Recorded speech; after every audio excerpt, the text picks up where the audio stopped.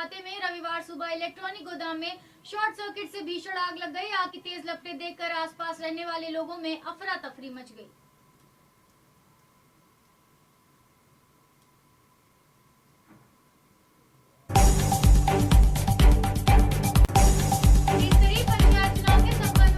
सभी प्रत्याशियों के लिए आज फैसले की घड़ी है। यूपी के सभी जिलों में आज सुबह से मतगणना की प्रक्रिया शुरू हो जाएगी। सभी मतगणना केंद्रों पर पुलिस का कड़ा पहरा होगा। तमाम अटकलों के बाद आज के वो दिन भी आ गया जब आगरा मंडल के विभिन्न जिलों में गांव की सरकार का फैसला होने जा रहा है। कोर्ट में पंचायत चुनाव मतगणना को स्थगित होने की याचिका खारिज होने के बाद रविवार सुबह 8 बजे से सभी जिलों में मतगणना का कार्य आरंभ हो रहा है।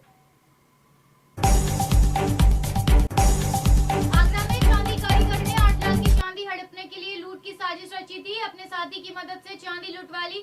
इसके बाद लूट का मुकदमा दर्ज करा लिया। पुलिस ने सीसीटीवी फुटेज के आधार पर जांच की तो शक हुआ।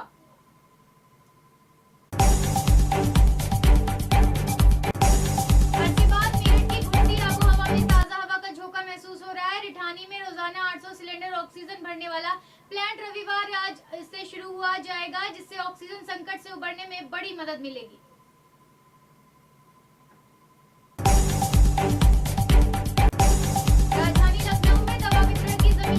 जानने के लिए डीएम अभिषेक प्रकाश निकले। डीएम अभिषेक प्रकाश ने नगरीय सामुदायिक स्वास्थ्य केंद्र आलमबाग और बीएमसी चंद्रा नगर का आकस्मिक निरीक्षण किया।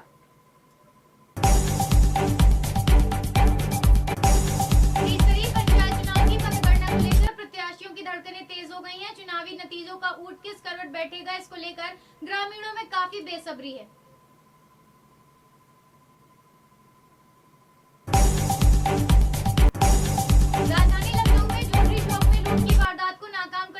के दौरान बदमाशों की गोली से घायल किराना व्यवसायी पीयूष अग्रवाल रात भर इलाज के लिए ट्रॉमा सेंटर में तड़पते रहे। यह आरोप है कि उनके पिता राजेश अग्रवाल ने लगाया कि उन्होंने रात में प्राथमिक उपचार के बाद बेटा दर्द से कराता रहा, गुहार पर गुहार लगाता रहा, लेकिन कोई डॉक्टर उसे देखने नहीं आया। मंडल के रामपुर, अमरोहा, संभल और मुरादाबाद में पंचायत चुनाव की मतगणना आज हो रही है। रामपुर के शाहबाद में कई मतगणना एजेंट कोरोना संक्रमित पाए गए, इन्हें क्वारंटाइन कर दिया गया है।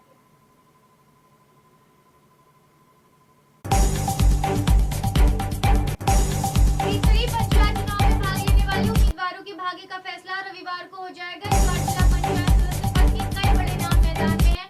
पूर्व मुख्यमंत्री वीर बहादुर सिंह की बहू एवं पूर्व कैबिनेट मंत्री फतेह बहादुर सिंह की पत्नी, पूर्व जिला पंचायत अध्यक्ष साधना सिंह जंगल कौड़िया के पूर्व ब्लॉक प्रमुख आदि मैदान में हैं।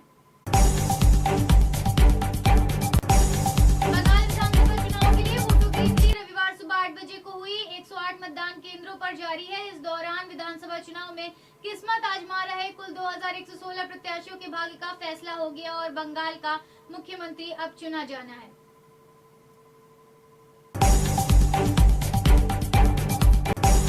अप्रैल महीने में देश के निर्यात में अच्छा खासा उछाल देखने को मिला है। भारत का निर्यात अप्रैल महीने में करीब 3 गुना बढ़कर 30.21 बिलियन डॉलर रहा। एक साल पहले की समान अवधि में यह 10.17 बिलियन डॉलर रहा था।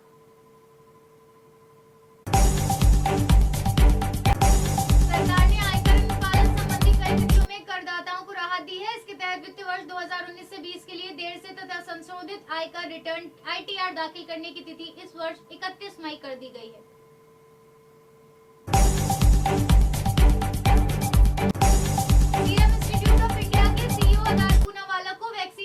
को लेकर धमकियां मिल रही हैं। धमकी भरे फोन से वह काफी व्यथित है। उन्होंने कहा कि वैक्सीन को लेकर पैसे वालों और ताकतवर लोगों के धमकी भरे कॉल आ रहे हैं।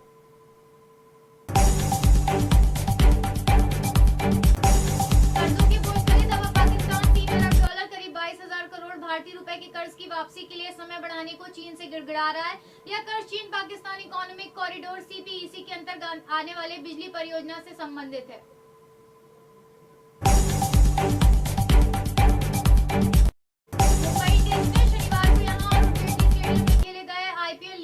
के 14वें सीजन के 27वें मैच में CSK को 4 विकेट से हरा दिया। इसी के साथ मुंबई की टीम ने IPL 2021 की अंक तालिका में चौथे स्थान पर स्थिति मजबूत कर ली। कोरोना महामारी के चलते हुए लॉकडाउन के दौरान अभिनेता सोनू सूद ने कई प्रवासी मजदूरों और जरूरतमंदों की मदद की थी। उनके द्वारा मदद का सिलसिला आज भी लगातार लगातार जारी है, लेकिन अब कोरोना महामारी की स्थिति और ज्यादा भयावह हो चुकी है।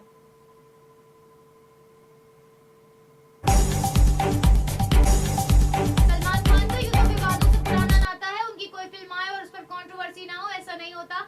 सलमान ने विवादों से बचने के लिए जुगत लगाना सीख लिया है, और हो भी क्यों ना, आखिर करोड़ रुपए की लागत से फिल्में जो बनती हैं।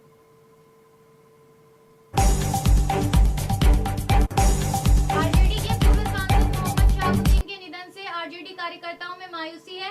आरजेडी सुप्रीमो लालू यादव, बिहार की पूर्व मुख्यमंत्री राबड़ी देवी, राज्यसभा सदस्य मीसा भारती, सदन में नेता प्रतिपक्ष तेजस्वी यादव और तेज प्रताप यादव समेत कई बड़े नेताओं ने शोक जताया।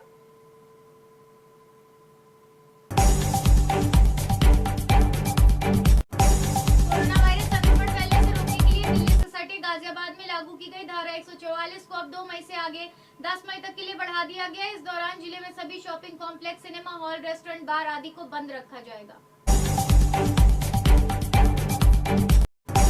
हाल ही में हुए 5 राज्यों में विधानसभा चुनाव के नतीजे आज यानी रविवार को घोषित किए जा रहे हैं। पश्चिम बंगाल, असम, पुडुचेरी, तमिलनाडु और केरल में कोरोना संकट काल के बीच विधानसभा चुनाव संपन्न हुए थे। इन राज्यों की कुल 822 विधानसभा सीटों पर मतगणना रविवार को हुई।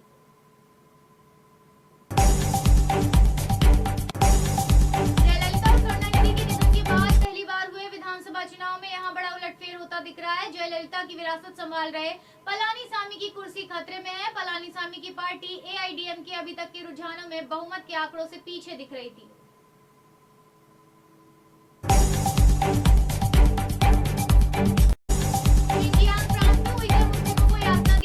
सच्चाई पूरी दुनिया में सामने के आने के बाद अब चीन झूठ फैलाने की कोशिश कर रहा है। उसने उइगरों पर एक डॉक्यूमेंट्री बनाकर ये फैलाने की कोशिश शुरू कर दी है।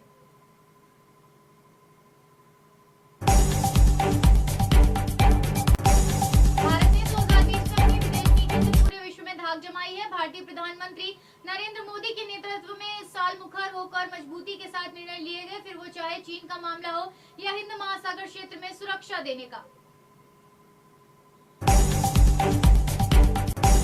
कोरोना वायरस की महामारी ने देश को बुरे हालातों में डाल दिया है। हर दिन मरने वालों और इस खतरनाक वायरस से संक्रमित होने वालों की संख्या में इजाफा होता जा रहा है। आलम यह हो गया है कि अस्पतालों में मरीजों को इलाज के लिए बेड नहीं मिल पा रहे हैं।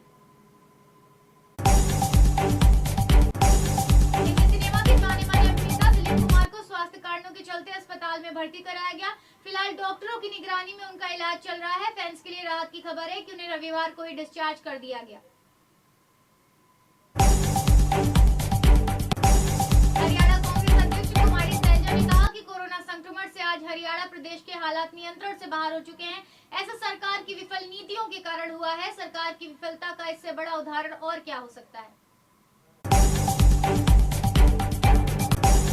देश दुनिया में चर्चित हुए बिस्कू गांव को आखिर चुनाव ने अपना प्रधान मिल ही गया। 25 साल बाद चुनाव में हुए मतदान में गणना के बाद मधु ने जीत दर्ज करके इतिहास रच दिया। यहाँ मधु और प्रतिद्वंदी बिंदु कुमार के बीच कांटे की टक्कर रही। कोरोना संक्रमित को मेडिकल कॉलेज में भर्ती कराने के लिए 15,000 रुपए रिश्वत मांगने वाले वार्ड बॉय को गुलरिहा पुलिस ने गिरफ्तार कर लिया। दोपहर बाद उसे कोर्ट में पेश किया गया, जहां से उसे जेल भेज दिया गया।